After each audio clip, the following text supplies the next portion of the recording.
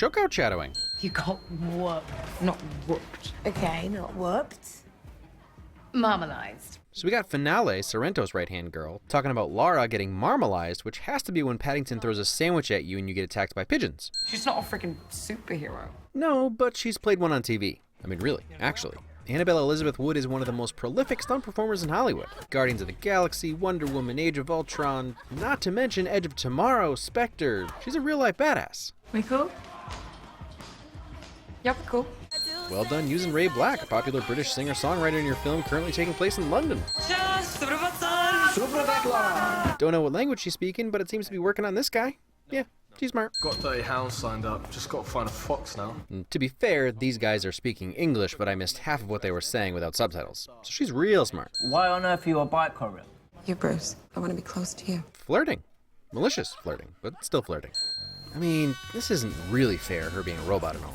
So, while the bike chase has little to do with the rest of the movie, it does a couple of things really well. It sets up Lara's desperation for money, which is actually just her refusal to accept that her dad is dead, shows that she's daring, maybe a tad reckless, willing to be creative to win, and she's most likely skilled at whatever she tries, or is just so intrepid she can do just about anything. Also, the entire sequence is shot in an exhilarating way. But most importantly, no matter what's going on, she's always thinking about her father, imagining him in places he can't possibly be. Lock buds are censoring. This was your mother's, so it has special powers. I'm liking how hard they sell this red herring of the supernatural. Courier's round the back. You got to sign in like everyone else. What's your name? Lara Lara. Croft. Could always be worse. You should see how they treated Danny Rand. I've spent many a day jumping around on boxes and mats, finding hidden passageways, trying to get that patch to work that never really existed right as you jump into the pool. For proof that the supernatural is real. Anything to feel her with me again. That's a totally acceptable reason to go a little bonkers. I'm not flirting. I'm just naturally charismatic. Facts. You can ask Sonny later. Something about that tank top tells me that if you get on a boat, you may have to swim to shore. Another set piece that doesn't have a whole ton to do with anything other than further establishing Lara's determination and running ability, but it's again filmed very energetically. Totally pulls you into the action. And now I know why. George Richmond. The DP from Kingsman and Rogue Nation. He also did camera work on Children of Men, Quantum of Solace, Alexander. So, yeah. You just lost your tip. You just lose your tongue. You might be wondering, whoa, I thought you were just gonna steal her bag. Now you're gonna murder her, or at least cut out her tongue? But a 95-pound girl just made him look like a fool, so he's gonna be a little angry and stabby. I also like that Lara runs rather than trying to pay off her ability to fight from the beginning. 3 with a knife versus 1 aren't great odds no matter who you are. How do they make everything she does look so insane and epic? Ha! And they were actually inadvertently helping her. Helpful thieves. Endurance. Keep walking. Could you please put that gun down and just... Really gotta get Baji over here to knock some sense into Sonny. And where's MK? You might as well tie a stone to your foot and jump off the boat now. Optimism. What you need is an experienced captain. One who could make the Yamatai run in less than 12 nautical miles. Can we talk about the cinematography again? There's no need for this uncut crane shot pulling away from the boat, but dang it is it spectacular. Lara's classic hanging around the manor braid. Finally, a little Tomb Raidering. Such a superbly done visualization of a game dynamic. And also, a going to save your dad while solving puzzles and getting to know your new Captain Buddy montage is the fastest way to prove physics has no hold on your jumping ability because your name is Lara Croft. Seriously, that was the first thing I was happy to see in the trailers. It's always been her biggest skill, inhuman leaps. And ooh, Junkie XL score. You know how to add a new level to a scene. I have 2 daughters. Dark hair like you, pretty like you. If anyone can confuse us as to whether he's an alright guy or the instrument of evil, it's Boyd Crowder. And just a side note, unless your express intention is to make someone uncomfortable, if they're unsure whether or not they're your captive, you just can't tell them they're pretty. Forgive me. Rude. But at least he owns up to it. I used to imagine that I might find an ear inside one of those cans eventually. Every word out of his mouth is meant to put her on edge, and it works! The machinations of fate never cease to amaze me. Machinations is a fun word that I don't use nearly enough, and neither do you. So that makes Machination your CinemaWins word of the week. Where is he? He's a god now. I killed him. Honesty. I'm sorry that I brought you here. You did take advantage of a drunken sailor. Levity. Just in case you were still unsure how you felt about him, you should like him, because he probably put that poor guy out of his misery. Too dark? He's bad. sound design, the echo of the hammer cocking, the heartbeat, all things I'm sure you'd actually experience in that situation. Now begins one of the most punishing 6-ish minutes of film this year, really nailing home the rebirth feeling from the game. Bounces off a jagged log into rushing rapids with her hands tied, nearly drowns in the river, just barely stops short of falling off a waterfall, falls into some rusty metal and broken glass, crashes through treetops to then land hard on the ground and having the wind knocked out of her and being stabbed through the abdomen. And multiple times after exerting her last bit of strength, twice to pull herself up onto the crumbling plain and once to jump another inhuman distance, she tries to catch her breath thinking she's out of the woods to the point that she appropriately lampshades the whole thing. Really? The action is heart-pounding, the terror palpable the entire time. The score, and again the cinematography makes these action sequences something special. And Lara Croft was born. See, if she could only have bitten Annabelle Elizabeth Wood, it would have been a different fight. So like, learning from your mistakes.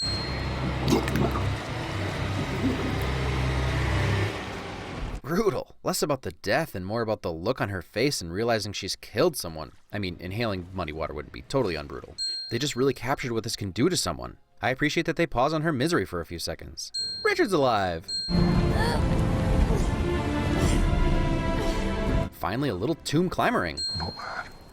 Not mad. I'm not mad. Just ignore it. We'll go away.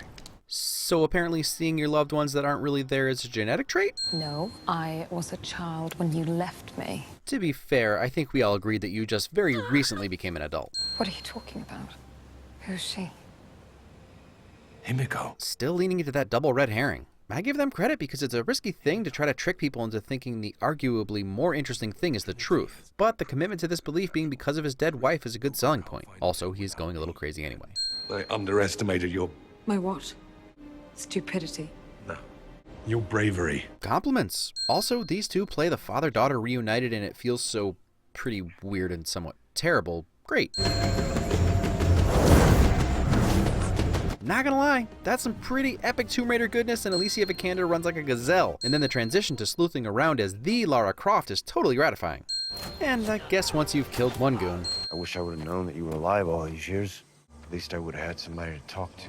I've heard people questioning why Vogel is pretending like no one else speaks English, but I'm pretty sure he's just referring to having someone to bounce ideas off in regards to finding the tomb. The paramilitary guys are just hired guns. You don't think I can pull this trigger before you hit me with that arrow? Acknowledging the craziness of bringing a bow and arrow to a gunfight.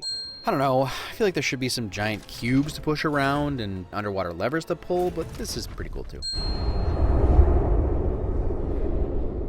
She's still breathing. And as crazy as he still comes off, he's right about 99% of everything. He just took some of the history a little too literally. Should have seen the look on your face. Comeuppance, just for laughing at that guy. That wasn't designed to keep people out. That was put there to keep people in. Confusing, I know, but he deduced that because the spike was before the trigger as they were entering, meaning it was intended for someone heading in the other direction. Fun fact, Lara was good at this puzzle because of her time eating gummy bears. Yeah, these guys doing the right thing because of an off-screen self-sacrifice. Himiko's army have 1,000 handmaidens. Who knew Gilead could get worse? If you're questioning how a virus could possibly survive all these years, look no further than the fact that this tomb was airtight as evidenced by the immediate decay after they open it. They thought it was magic. She was a carrier. It's a disease. So, while it's not what I was expecting, all of the stories make total sense, especially if they were trying to frighten grave robbers. Also, it's a good way to ground this story in reality, even if the disease's effects are very zombie-ish. Definitely zombie adjacent.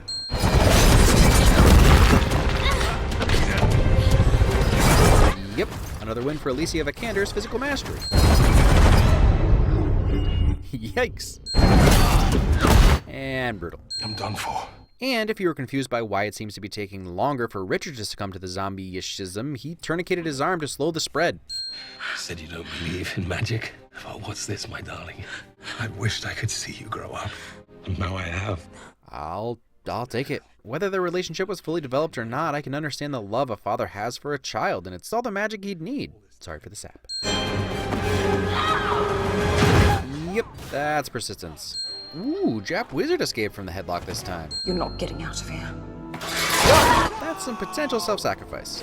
I had a hard time buying she could stay on top of this guy just because of the sheer weight comparison. And as much as I've seen tiny women throw full-grown men around, this situation is more about physics. I'm not saying a skilled fighter couldn't get out of it, but I feel like this is more a true representation at this point, especially with how injured she really is. More self-sacrifice and saving your daughter inadvertently. The real question is, how did Lawrence get out of the cave to lead the right arm? Must have been some kind of death cure. Another decent stab at reality by having the side she needs to jump to drop down like that. Yep, this is some real Tomb Raidering. Lara's alive. You know, this is one of those scenes that would have been easy to cut and everyone would have said, what did they just ask nicely to get on the chopper? Nah, they held him at gunpoint. Hey, Lara braids again. The only person that I get to talk to is on the other end of this phone. I guess Richard wasn't lying when he said, You're worth 10 of me. If he couldn't solve the mystery of Anna. To be fair, I just sort of expected her name to be Jacqueline Natla. I'll take 2. And some Tomb Raider paraphernalia, credits for one last win.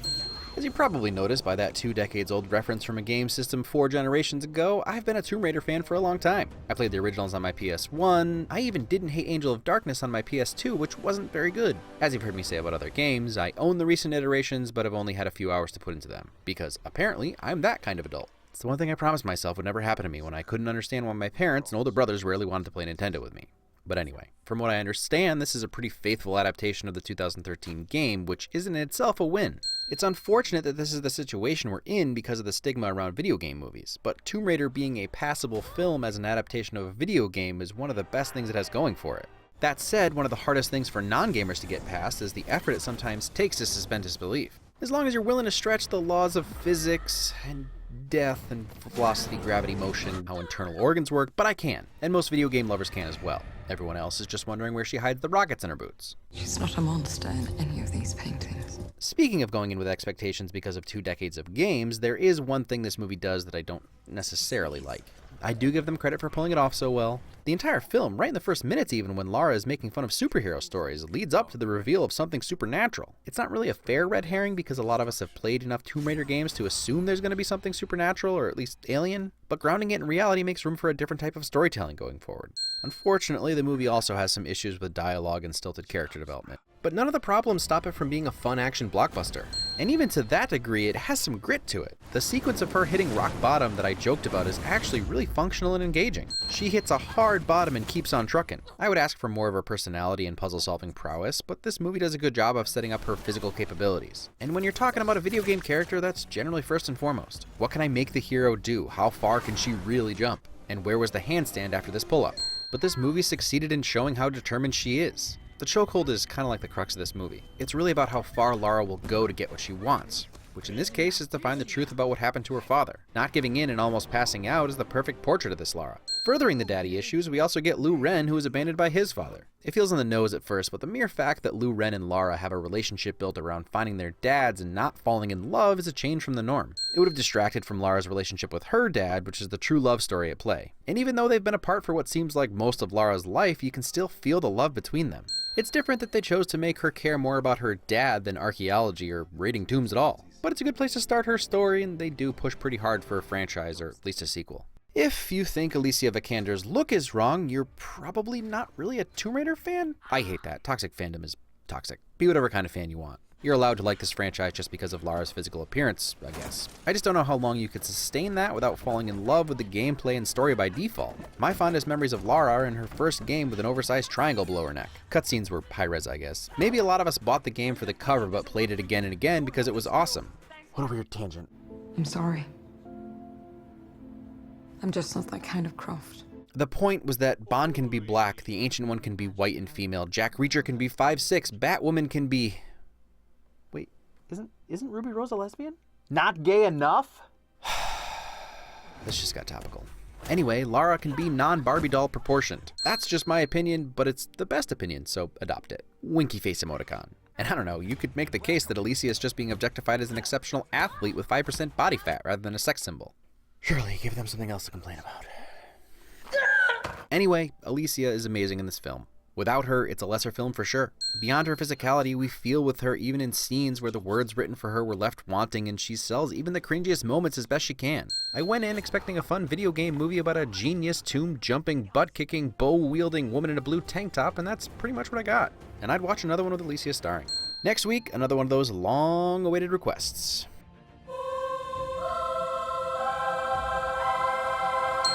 Might as well tie a stone to your foot and jump off the boat now. It'll be an adventure.